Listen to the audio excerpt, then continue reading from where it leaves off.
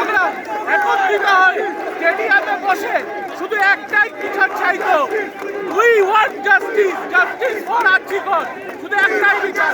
এই কারণে আজকে আমরা মিছিল করছিলাম। হঠাৎ করে প্রশাসন লাঠিচার্জ করলো, ছত্রভঙ্গ করলো এবং মহিলাদেরও তো কোনো মহিলা পুলিশ ছাড়া মহিলাদের ওপরে লাঠিচার্জ করা হলো। প্রশাসনকে জবাবটা দিতে হবে এবং আজকে মোহনবাগান এবং ইস্টবেঙ্গল দুই বন্ধুদেরকেই আজকে আমাদের ওখানে রক্ষা করতে হবে, এটাই আমাদের কর্তব্য।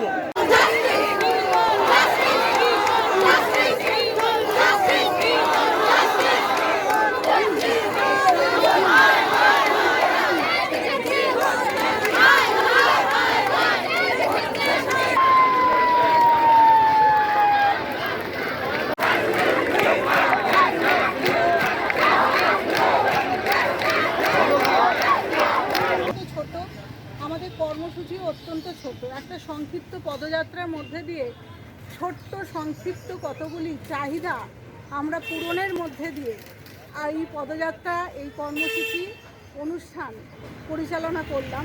আমরা আমাদের অ্যাথেনিয়াম ইনস্টিটিউশনের পক্ষ থেকে আমাদের ছাত্রছাত্রীদের নিয়ে, আমাদের রিইউনিয়নের সমস্ত প্রাক্তন স্টুডেন্টদের নিয়ে এবং বর্তমান শিক্ষক শিক্ষিকা সহকর্মী শিক্ষাকর্মী যারা আছেন তাদের সকলকে নিয়ে আমরা আজকে এই পদযাত্রাটি করেছি, এই কর্মসূচির আয়োজন করেছি।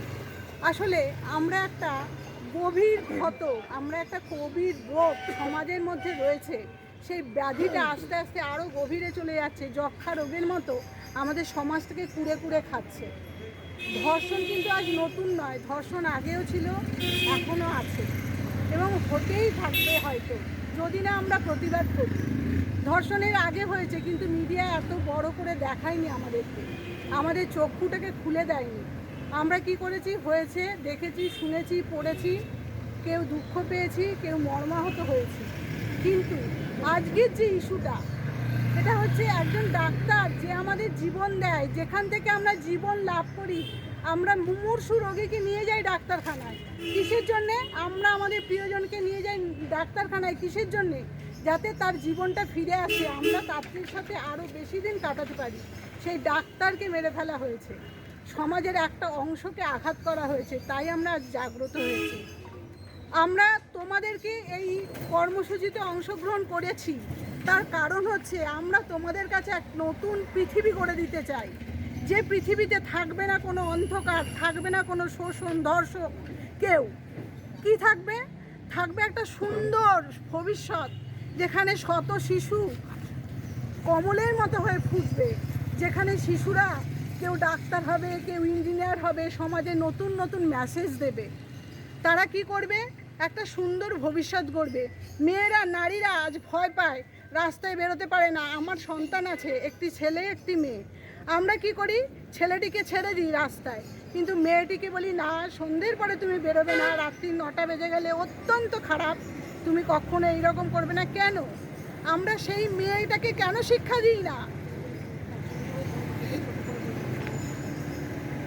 এবার কেন আমরা তাদেরকে শিক্ষা দিই না যে না, এই পৃথিবীটা হচ্ছে তোমার জন্য, সেটা রাত্রির হোক দিন হোক নির্বিশেষে, দিবস রাত্রি নির্বিশেষে, পুরো সব সময় তোমার চলার অধিকার রয়েছে।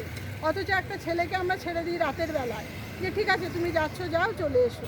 কিন্তু এই রকম করলে তো সংসারটা চলবে না। এখন নারী পুরুষ নির্বিশেষে কাঁধে কাঁধ মিলিয়ে জীবিকা নির্বাহ করে। এই জীবিকা নির্বাহের জন্য অনেককে রাতের বেলায় কাজ করতে হয়। সুতরাং তাদেরকে সুরক্ষা দেওয়ার জন্যে আমাদেরকে আবার নতুন করে ভাবতে হবে, ধর্ষককে শাস্তি দিতে হবে। কারণ এই কাজ যেন এমন দৃষ্টান্তমূলক শাস্তি, যাতে এই কাজ করার আগে কোনো ধর্ষক বহুবার ভাবে যে আমি যেটা করছি সেটা ঠিক নয়। এই মেসেজটা সকলের কাছে, সমাজের কাছে পৌঁছে দেওয়ার জন্যে আজ আমরা এই জমায়েত করেছি। আশা করছি এই কর্মসূচি আমাদের ব্যর্থ হবে না, আমরা জাস্টিস পাবো। আমরা একসাথে আবার বলি, we want justice, we want